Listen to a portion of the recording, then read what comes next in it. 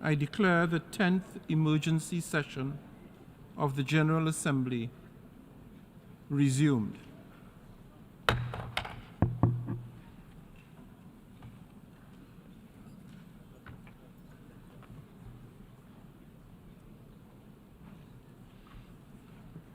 Members will recall that in paragraph 17 of its resolution ES 10/20 of 13th June 2018, the Assembly decided to adjourn the 10th emergency special session temporarily and to authorize the President of the General Assembly at its most recent session to resume its meeting upon request from member states.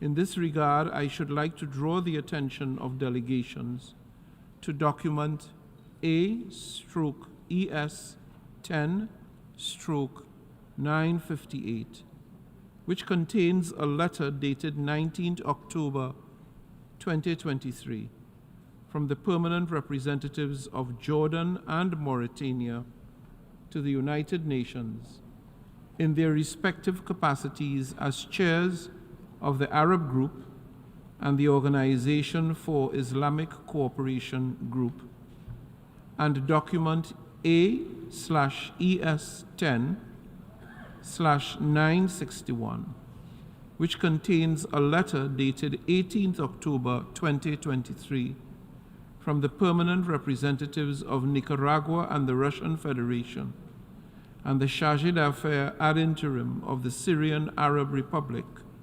requesting the resumption of the 10th emergency special session of the General Assembly. I intend to conduct the proceedings of this meeting in accordance with the rules of procedure of the General Assembly and the past practices of its emergency special sessions. In accordance with Rule 63 of the Rules of Procedure of the General Assembly, the President and Vice Presidents of the 68th session shall serve in the same capacity at the resumed 10th emergency special session.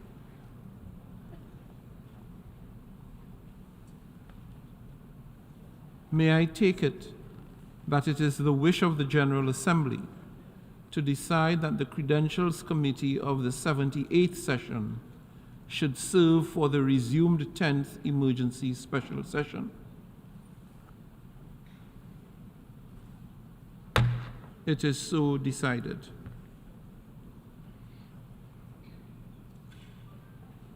In keeping with established practice, I should now like to invite the attention of the General Assembly to document A/ES 10/959 concerning member states that are in arrears in the payment of their financial contributions to the United Nations within the terms of Article 19 of the Charter. May I take it that the Assembly duly takes note of the information contained in this document? It is so decided. In this connection, may I further take it that it is the wish of the General Assembly to follow the provisions of Resolution 78/2 of 5th October 2023, by which the Comoros, Sao Tome y Principe, and Somalia are permitted to vote in the General Assembly until the end of its 78th session, and also allow these member states to vote at the 10th emergency special session. It is so decided.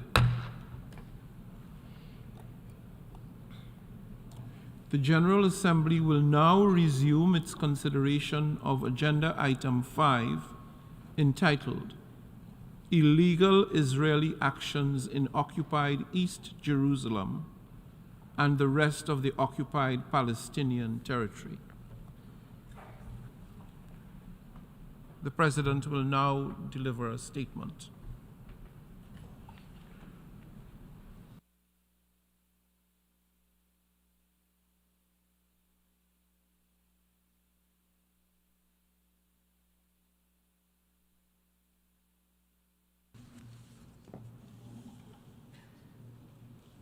honorable ministers, excellencies, dear colleagues, distinguished delegates. I come before you this morning deeply disturbed and distraught. Only this Tuesday, we mark the anniversary of the United Nations Charter, the day on which our organization was founded out of the ashes of the most heinous crimes against humanity in history. While there is little to incline us to celebration, we nevertheless honored the values and principles that have anchored our organization these last 75 years. Yet again, we gather amidst the gravest escalation of violence and hostility in the Middle East in decades. Perhaps the most dramatic and difficult to countenance was the al-Ahli Baptist Hospital attack that killed several hundred people in a single incident. It is an unthinkable crime that must offend our human sensibilities. The worsening tension, the unspeakable violence, the harrowing suffering must end now. I once again condemn the attack on Israel by Hamas on the 7th of October and reject the killings and the taking of civilian hostages, including women, children, and the elderly. The brutality of the Hamas assaults is shocking and unacceptable and has no place, I repeat, has no place in our world. Similarly, I condemn and reject the indiscriminate targeting of innocent civilians in the Gaza Strip and the scale of destruction of critical infrastructure by Israel. The ceaseless bombardment of the Gaza Strip by Israel and its consequences are deeply alarming. The right of self-defense does not and cannot lawfully give license to undertake indiscriminate and disproportionate reprisal. Thousands, especially children, women, and the elderly, are being killed, injured, maimed, and forcefully displaced, and hospitals are running tragically low on basic medical supplies. The rules of war dictate that on the ground, civilians and civilian installations must always be protected at all costs. And here, in this august chamber, our preeminent priority must be to protect and to save civilian lives. It is also regrettable that among the appalling loss of lives are United Nations personnel upon whom this organization depends to provide and deliver critical humanitarian support and other services to millions of Palestinians in dire need. I express my sincere solidarity with all those who have lost their loved ones, their homes, and their sense of security or belonging.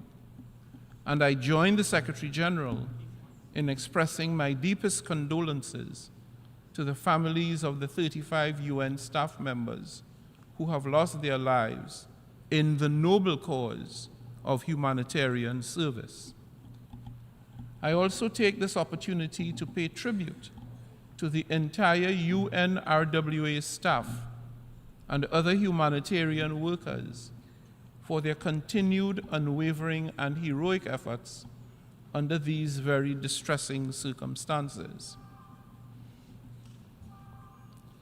Excellencies, all parties to this conflict must abide by international humanitarian law. and immediately create the necessary conditions to allow for an opening of humanitarian corridor to the Gaza Strip.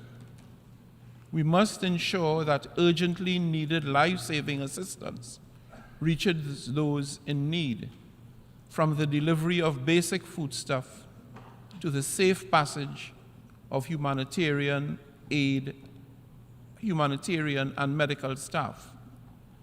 Any action to the contrary, to deprive the people of Gaza unimpeded access to essential livelihood supply, would be a clear violation of their human rights and an affront to international humanitarian law. We, the United Nations, cannot allow our fundamental principles of human rights and of international law to be compromised. As the United Nations, we are obliged to uphold them without any conditions or reservations, and certainly without any exceptions. Over the years, the United Nations has conducted successful humanitarian operations that have had significant impacts. I am both appreciative of and encouraged by the Israeli cooperation that led to the successful passage into Gaza of some aid trucks from Egypt. But this is clearly a drop in the ocean of Gaza's 2.5 million inhabitants, almost half of whom are children. Excellencies, dear colleagues, at this juncture, the most immediate step is clear. The violence must cease, and further bloodshed must be prevented. I call for the prompt and unconditional release of all hostages. I also call for an immediate, unconditional humanitarian ceasefire. And I also call for an immediate, unconditional opening of corridors of humanitarian assistance and relief. The only path to a comprehensive, just, and lasting peace is a negotiated two-state solution consistent with international law, the UN Charter, and relevant United Nations resolutions. A solution that fulfills Israel's legitimate needs for security and that fulfills the State of Palestine's legitimate aspirations for an independent state. I urge all parties, state and non-state, to set aside their animosities and focus instead on averting war through prioritizing saving lives. This means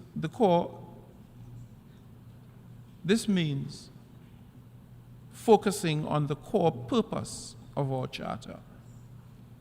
It means engaging in dialogue and harnessing the support of the Secretary General and his special coordinator, Tor Wennesland. I also welcome international initiatives that focus on consensus building, spreading accurate and verified information, and putting an end to the violence and despair. Given the gravity of the situation on the ground, this cannot be just another business as usual session. I urge the membership to use today's session not to further fan the flames of hate, division, and revenge. Let us seize the opportunity instead to unify our purpose and our actions to save lives and to end violence. Let me assure you of my deep personal commitment to support any and all initiatives to this end. I thank you.